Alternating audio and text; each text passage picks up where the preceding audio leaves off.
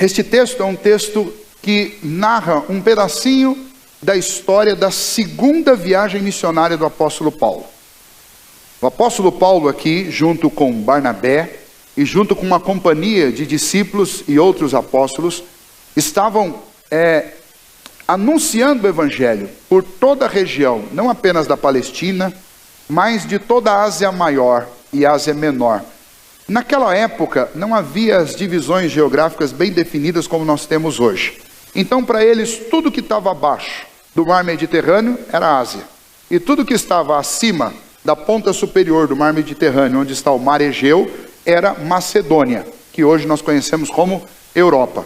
Na primeira viagem, o apóstolo Paulo tinha navegado para Chipre, e de Chipre ele tinha aportado na região superior do mar Egeu, e ali ele tinha fundado algumas igrejas junto com os seus companheiros da primeira viagem.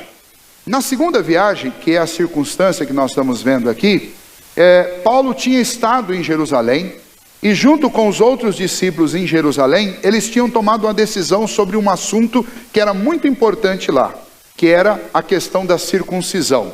Por quê? Porque eles estavam evangelizando não-judeus que não eram circuncisos. E os irmãos que eram vindos do judaísmo, convertidos ao cristianismo, eles traziam consigo algumas tradições, e eles não entendiam direito essa substituição da circuncisão pelo batismo.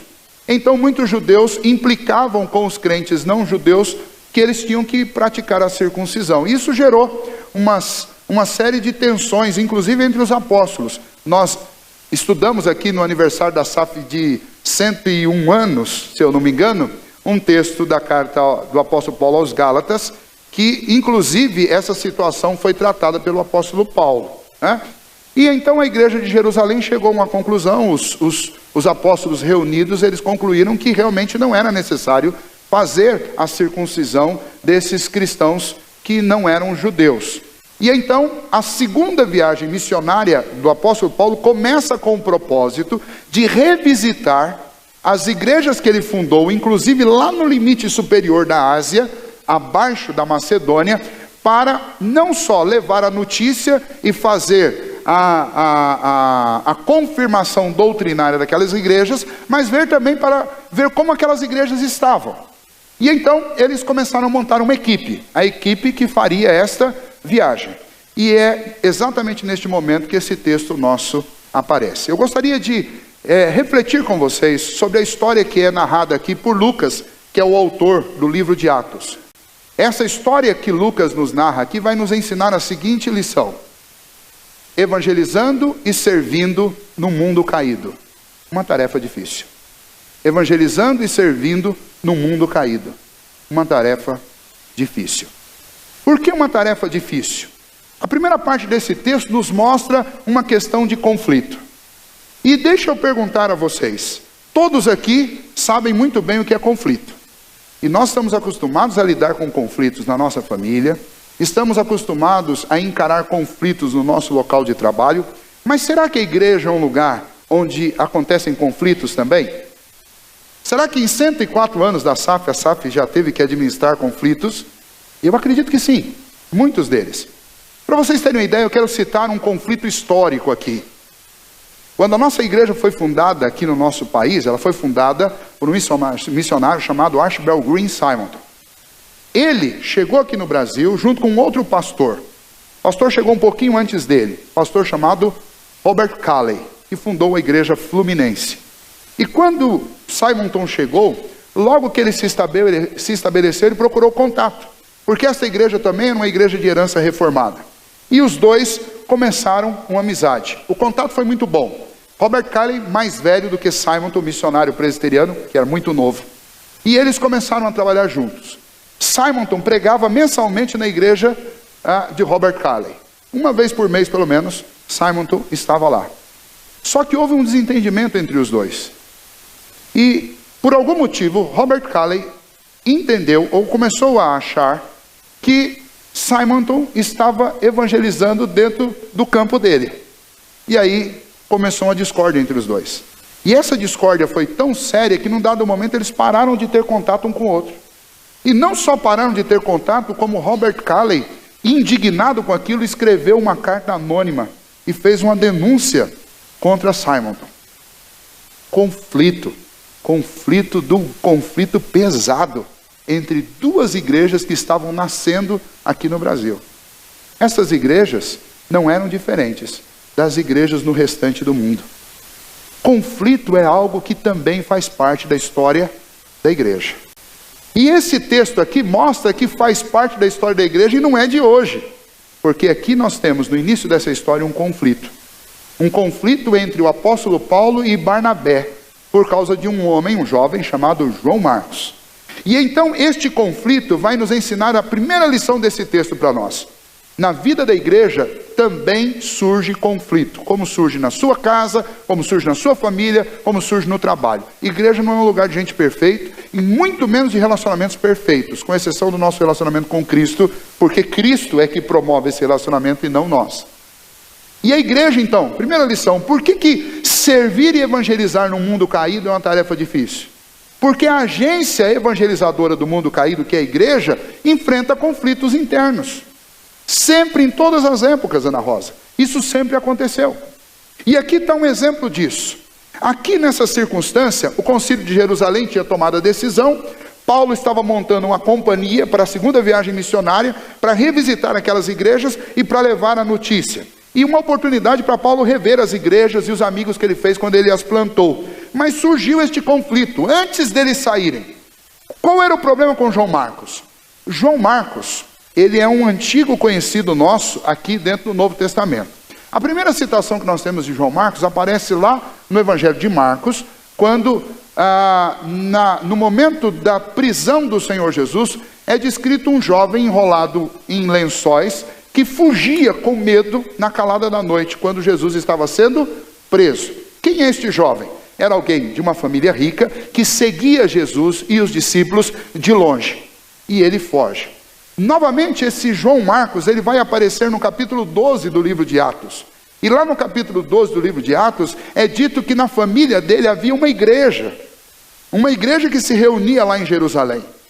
E então, este João Marcos era alguém que conviveu com o Senhor Jesus, foi testemunha ocular das coisas que fizeram com Jesus, foi alguém que esteve muito perto dos apóstolos, e foi alguém que Deus usou inclusive para uma igreja, para que em sua casa uma igreja fosse recebida.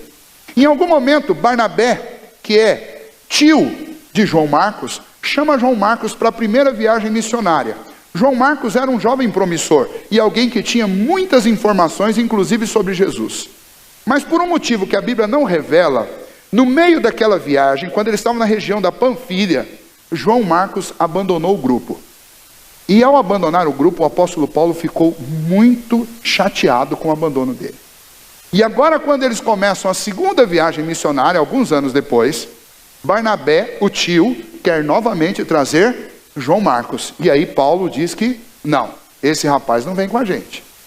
Não pense vocês, como eu já pensei isso muitas vezes, que talvez o que pairava sobre João Marcos era a reputação de alguém que era fraco, por causa da descrição que aparece lá em Marcos.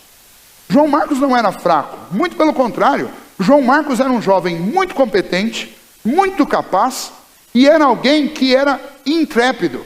Não fosse isso, ele não estaria seguindo Jesus quando Jesus estava sendo preso. Não fosse isso, na época da severa perseguição contra a igreja, não existiria uma igreja na casa dele. Não fosse isso, ele não teria empreendido a primeira viagem junto com os apóstolos. Porque essas viagens missionárias, a gente tem a mania de ler o livro de Atos romantizando essas viagens. Não tinha nada de romântico nessas viagens. Essas viagens eram perigos de morte dia e noite. O apóstolo Paulo diz, perigo de morte entre amigos, perigo de morte entre irmãos, perigo de morte no meio dos crentes. Era problema o tempo inteiro, era escassez, era dificuldade, eram viagens extremamente longas. Hoje, os estudiosos desse trabalho do apóstolo Paulo dizem que nessas 3 viagens, Paulo percorreu cerca de 16 mil quilômetros, num espaço em torno do mar Mediterrâneo. Então era muito difícil isso. Não duvidem da capacidade e da coragem de Marcos. O problema é que Paulo não queria mais Marcos na companhia deles. E então, por causa disso, o texto diz que houve, versículo 39 do capítulo 15, houve entre eles tal desavença. Ou seja, houve um grande conflito. Conflito esse que foi grande o suficiente para separar a equipe. Barnabé tomou consigo a João Marcos e eles foram para a região de Chipre. Eles não saíram de mal um do outro, porque o texto diz que Paulo foi para o outro lado com a bênção dos outros. Mas Paulo, por sua vez, tomou a Silas e eles foram em direções completamente opostas. Um foi para o mar e o outro foi para dentro do continente. Tá? Então eles tomaram direções opostas porque surgiu um conflito que os separou. E esta é a lição para nós. No mundo caído, como esse mundo em que nós vivemos, é de se esperar que conflitos surjam no meio da igreja. É de se esperar que os problemas aconteçam. A realidade da vida da igreja é que nem tudo é resolvido aqui. Nem tudo. Existem problemas com os quais nós vamos conviver ao longo da nossa vida, seja na família, seja na igreja, que nós não vamos ver a solução. Que inclusive o próprio Deus em muitas ocasiões vai usar para nos tratar. Mas são problemas que nós não vamos ter a oportunidade de ver solucionados. É por isso que nós somos motivados, e o apóstolo Paulo motiva a igreja de Filipos, por exemplo, na carta aos Filipenses, motiva essa igreja para que essa igreja continue a seguir a Cristo e levar sobre si a mesma aflição que esteve sobre Cristo e sobre os apóstolos. Os apóstolos eram imitadores de Jesus, mas eles sofreram por causa do nome de Jesus. Eles sofreram por causa das dificuldades que eles tinham externas, e eles sofreram por causa das dificuldades que eles tinham internas. E então servir a Deus no mundo caído, levar o evangelho para outras pessoas, não é tarefa fácil e não é uma tarefa que, por ser nobre, está imune a problemas e a conflitos. E aqui, vocês que já têm 104 anos de história como sociedade, e muitas de vocês já há 10, 20, 30, 40 anos, 50 anos dentro da SAP, sabem disso. Em muitas ocasiões nós passamos por conflito. Mas a história da igreja é assim, nós não paramos por causa disso. Nós continuamos, porque levar o evangelho e servir ao Senhor no mundo caído sempre foi difícil e vai continuar sendo até o dia em que o Senhor Jesus voltar.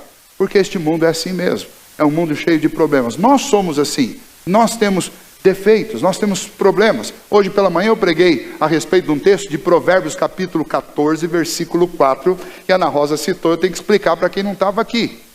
Esse texto diz assim, não havendo bois, fica limpo o estábulo, mas com a força do boi você tem abundância de colheitas.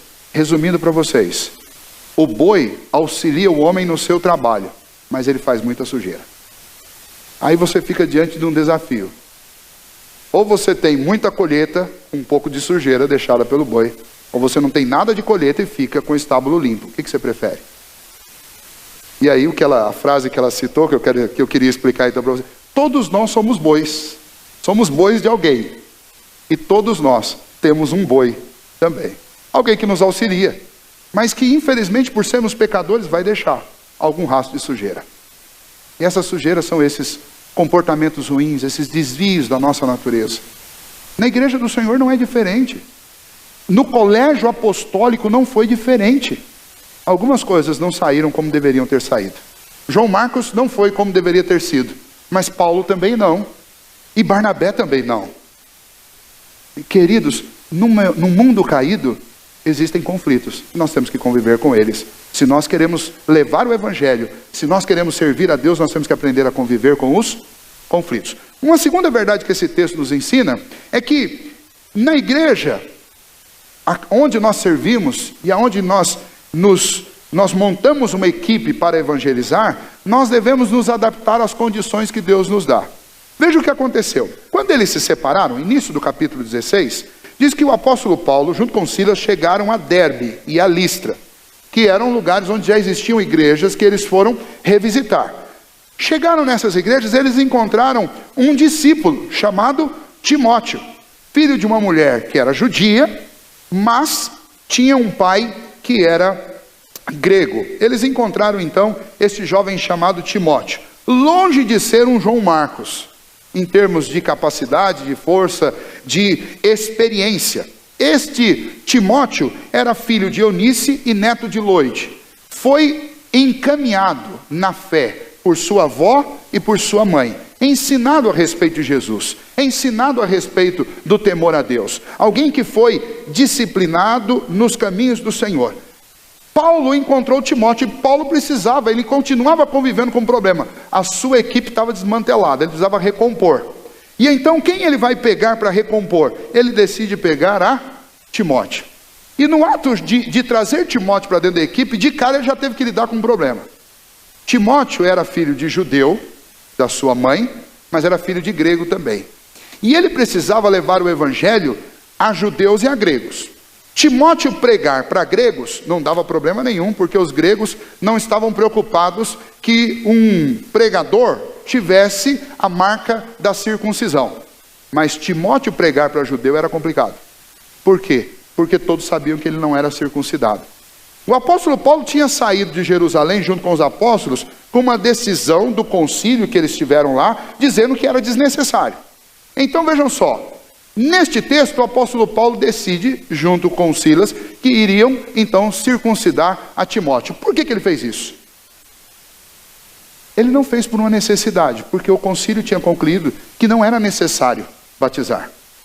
Mas o apóstolo Paulo fez de forma estratégica. Eles precisavam de um integrante na equipe deles, e eles precisavam de um integrante que não trouxesse nenhum tipo de impedimento à proclamação do evangelho. Então, por uma questão não de obrigação, mas por uma questão de preferência, o apóstolo Paulo falou: olha, eu prefiro você circuncidado. Você não precisa da circuncisão, mas a circuncisão sua vai abrir portas para a gente pregar para os judeus. E é por isso que este jovem é circuncidado. E então eles fazem esta circuncisão, e aquele time agora adaptado, ele vai se dirigir às cidades onde o apóstolo Paulo desejava ir, aonde o apóstolo Paulo queria levar o evangelho. O versículo 2 diz: dele davam bom testemunho os irmãos de Listra e Icônio. E aqui tem um testemunho a respeito de Timóteo. Timóteo era cristão num lugar muito importante, Listra e Icônio. Vocês já ouviram falar dessas cidades? Lembram de ter ouvido algum sermão sobre essa cidade?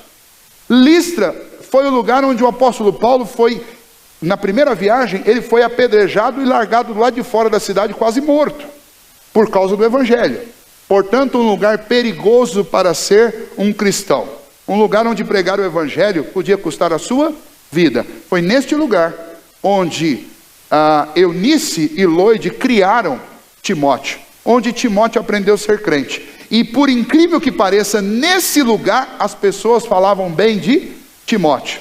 E isso contou muito na hora de escolher Timóteo para integrar aquela equipe. Aqueles que querem servir ao Senhor precisam lembrar, é necessário ter uma boa reputação. Quando nós estudamos aqui sobre oficialato, diaconato e presbiterato, e o presbiterato envolve também o pastorado, nós sempre lemos que é necessário que sejam de boa reputação. Timóteo era assim, ele tinha boa reputação. Ele era alguém de quem as pessoas falavam bem. E então este Timóteo é o novo integrante do time. Vejam só, no mundo caído, onde nós temos a tarefa de evangelizar e de ensinar, nem sempre nós temos as melhores ferramentas ou as ferramentas que nós queremos à nossa disposição. No mundo caído, a igreja precisa se adaptar às condições que Deus dá. Não tinha João Marcos, mas tinha Timóteo. E não só Timóteo. Não sei se vocês observaram, no último versículo que nós lemos, no versículo 10, até o capítulo 16 de Atos, capítulo 16, versículo 9, Lucas fala sempre na terceira pessoa. Sempre na terceira pessoa. E eles foram para tal lugar, e fizeram isso, e fizeram aquilo. Agora veja o que acontece, a mudança da pessoa aqui, que ele vai usar no versículo 10 do capítulo 16. Assim que teve a visão, imediatamente procuramos partir. Não foi só Timóteo que entrou nesse time. Naqueles dias ali, Deus deu um outro presente, um grande presente, para a companhia do apóstolo Paulo naquela empreitada. Deus deu como presente a ele Lucas, o médico e historiador, para que fosse com eles, para ajudá-los nessa tarefa. No mundo caído, a igreja precisa aprender a se adaptar às novas ferramentas que Deus vai concedendo. Ana Rosa, nós queremos evangelizar, queremos ganhar o mundo. Nós não podemos esquecer que vamos ter que encarar os conflitos, mas não podemos esquecer também que Deus está nos dando todos os dias ferramentas novas, para que a gente adapte ao nosso time e para que a gente continue a trabalhar.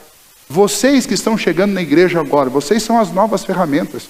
se adapte, encontre o seu lugar na igreja, para que a gente continue servindo ao Senhor. A SAF de 104 anos não pode ser tocada por mulheres de 104 anos, porque elas não estão mais aqui, estão com o Senhor.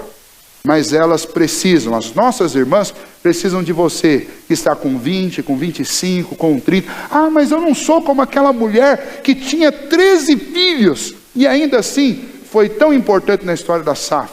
Eu só tenho um e mal dou conta desse. Deus quer você no time dele. Timóteo não era João Marcos, nem Lucas era João Marcos, mas Deus os incluiu naquele time e Paulo foi em frente com eles, entendendo que a capacitação vem do Senhor. Para cumprirmos a nossa missão e evangelizarmos o mundo, nós precisamos confiar nas ferramentas que Deus nos dá. Ele que vai suprir e Ele que vai capacitar. E por último, olhando essa história, que é uma história de dependência de Deus, é uma história em que nós vimos a mão de Deus atuando através da vida destes homens, nós aprendemos uma terceira lição. Na vida cristã, nós somos chamados a tomar decisões sábias à luz da soberana vontade de Deus. Veja o que aconteceu com eles. Depois de terem o seu time reestruturado, o apóstolo Paulo tinha visitado já aquelas igrejas por onde ele já tinha passado, as igrejas que ele tinha pregado, as igrejas que tinham sido fundadas, e então eles decidem o seguinte: agora nós vamos continuar, nós vamos levar o evangelho para frente. O problema é que levar o evangelho para frente, para onde? Bom, eles tomam uma primeira decisão, e a primeira decisão deles é ir na direção, especialmente da região frígio-gálata. Eles decidem ir nessa região. Mas quando eles começam a ir nessa região, a palavra de Deus não explica o que exatamente aconteceu, mas diz que eles foram impedidos pelo Espírito Santo de pregar a palavra de Deus naquela região ali da Ásia. Então eles tentaram ir para ali e não deu certo. Tiveram que voltar. Depois, eles fizeram uma segunda tentativa, está aí no versículo 7. Defrontando Mísia, tentavam ir para a Bitínia, mas o Espírito de Jesus não o permitiu. Eles tinham um rumo que eles queriam dar para a igreja, mas o rumo que eles estavam querendo dar não estava funcionando. Eles tentavam para um lado, Deus não deixava. Tentava para o outro, não deixava. Para você entender um pouquinho a geografia, se você quiser olhar, basta você olhar aí no final da sua Bíblia o mapa da segunda viagem missionária do apóstolo Paulo. Se não, deixa eu explicar para você aqui, tentar criar uma imagem na sua mente. Imagine um mar, que é o mar Mediterrâneo, quase de forma retangular, né? Abaulado as bordas. Na parte de cima você tem uma ponta, um sobressalto, que é o mar Egeu. Hoje, atualmente, do lado direito deste mar Egeu, você tem a Turquia, que é a ponta, o extremo aqui, daquilo que para eles era a Ásia. Tá? Nessa região, você tem o que é chamado na Bíblia de região frígio-gálata, essa região da Galácia. E do outro lado do mar Egeu, na parte superior do mar Mediterrâneo, aí você tem a Europa, que para eles era a Macedônia. O que o apóstolo Paulo estava fazendo era o seguinte: eles tentaram ir para cá, não dava. Tentaram ir para a ponta, também não rendia. Por fim, eles terminaram encurralados numa cidade chamada Troade. E essa cidade é uma cidade que está exatamente no limite entre a Ásia e a Macedônia. Eles não entendiam que aquilo ali era um continente diferente do outro, porque a separação do estreito ali é muito pequena. Só depois, quando os grandes mapas foram feitos, que nós descobrimos que existe uma separação realmente ali. E é exatamente a separação entre o continente europeu e o continente asiático.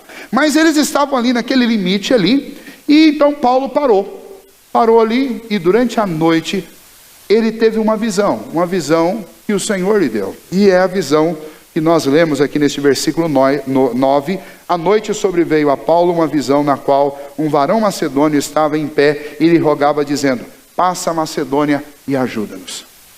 No outro dia, Paulo tem que reunir os seus companheiros, agora Timóteo, Silas, Lucas e provavelmente outros discípulos que estavam com eles, e eles precisavam tomar uma decisão: para onde nós vamos? Nós tentamos para uma região, não deu. Tentamos para outra, não deu. E hoje à noite eu tive um sonho.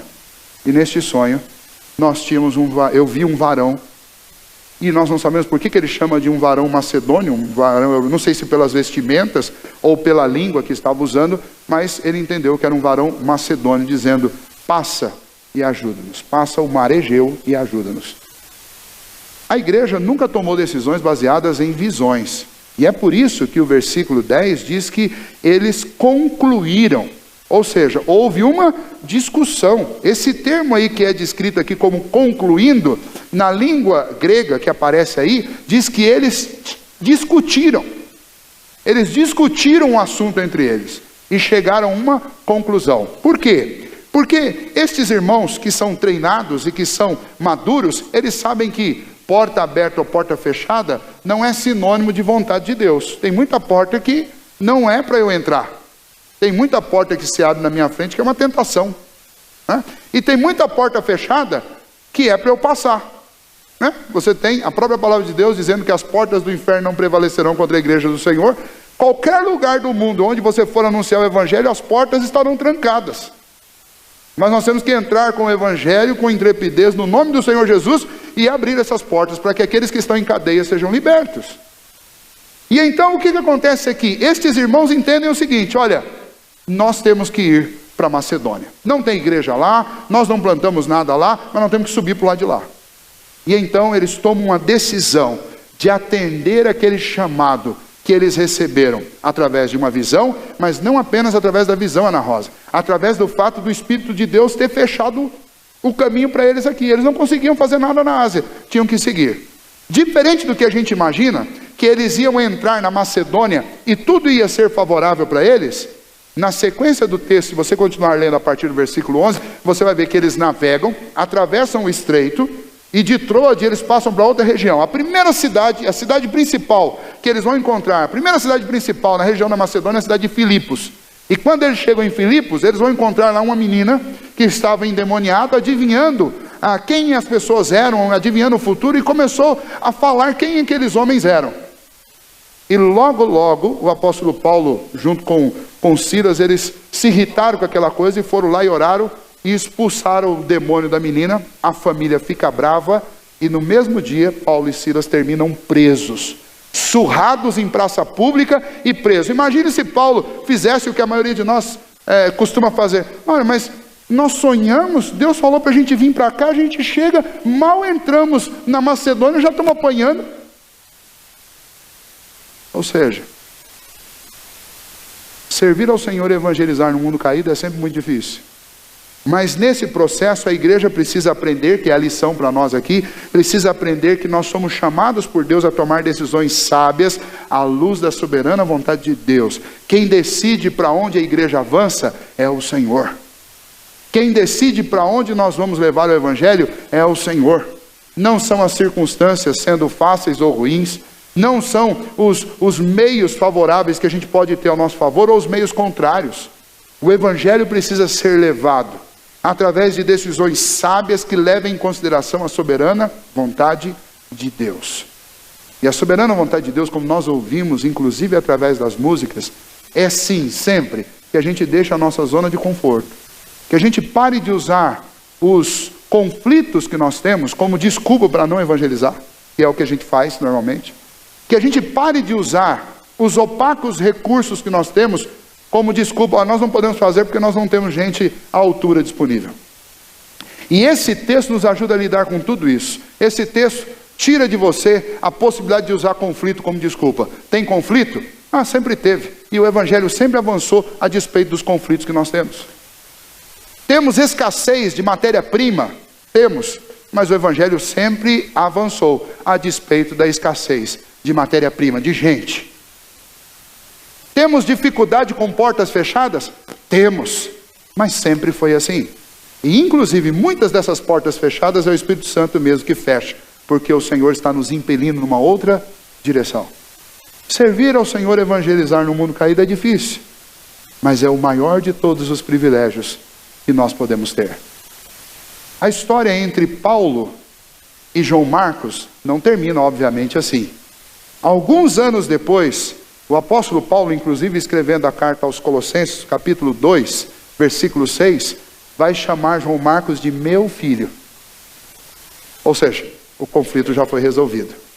Mais ainda, quando ele escreve a Timóteo, a segunda carta do apóstolo Paulo a Timóteo, capítulo 4, 11, Paulo já está bem velho e cansado do seu trabalho, porque ele se desgastou muito, mesmo não tendo uma idade muito avançada, mas ele se desgastou fisicamente com aquele trabalho dele. Já muito fraco, ele pede a Timóteo que, se possível, traga João Marcos, para passar um tempinho com ele.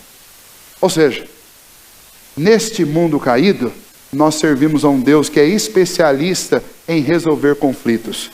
Pode conviver com os conflitos, mas não esqueça de uma coisa: Deus, no momento certo, vai resolver. Robert Calley e Simonton não terminaram a vida deles em conflito. Muito pelo contrário. A história diz que algum tempo depois, Simonton procurou Robert Calley. E Robert Calley reconheceu que ele tinha exagerado um pouquinho.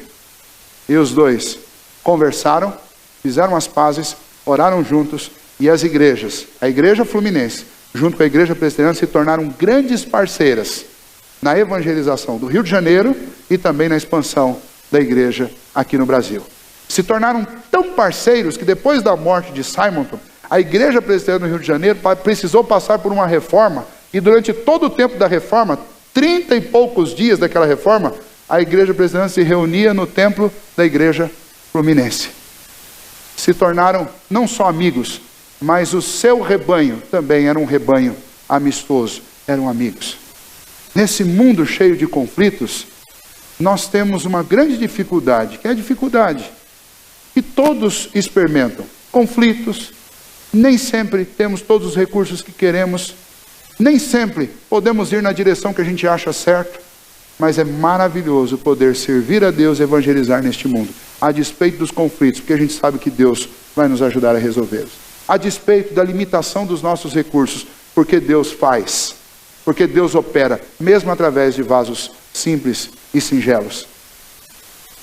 Nós podemos servir a Deus com toda a confiança, sabendo que quem dá a direção soberana para a nossa vida e para a vida da igreja é o Senhor. E nós não podemos desconfiar nem ter medo disso nunca. Para encerrar, esse João Marcos, que foi motivo de tanta dificuldade aqui nesse texto, ele foi adotado pelo apóstolo Pedro. Pedro pegou João Marcos, que não teve condição de ir com Paulo. Pedro adotou João Marcos. Falou: não, você vem comigo.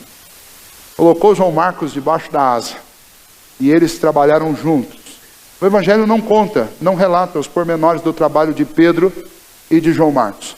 Mas nós temos um grande tesouro deixado por este João Marcos e pela parceria dele com Pedro. Foi exatamente a parceria de João Marcos com Pedro que gerou para nós o primeiro evangelho que foi escrito, que é o evangelho de Marcos, a quem Pedro achou justo dar o nome de quem foi o principal relator dos acontecimentos, que foi João Marcos. Ou seja, servir e evangelizar no mundo caído é difícil, mas pela graça e misericórdia do Senhor sempre termina muito bem.